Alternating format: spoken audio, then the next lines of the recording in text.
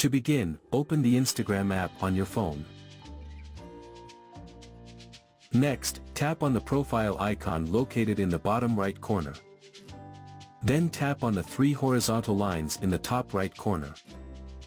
Swipe up to scroll down, and locate the section titled, How Others Can Interact with You. Then select, Sharing and Reuse. Here you will see a section titled, Allow People to Share Externally.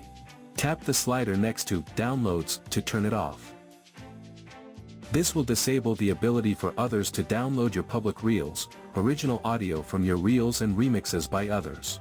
They can still view it online, but the download option will no longer be available to them. If you tap, Learn More, you will be taken to a detailed help page that explains how external sharing and download settings work.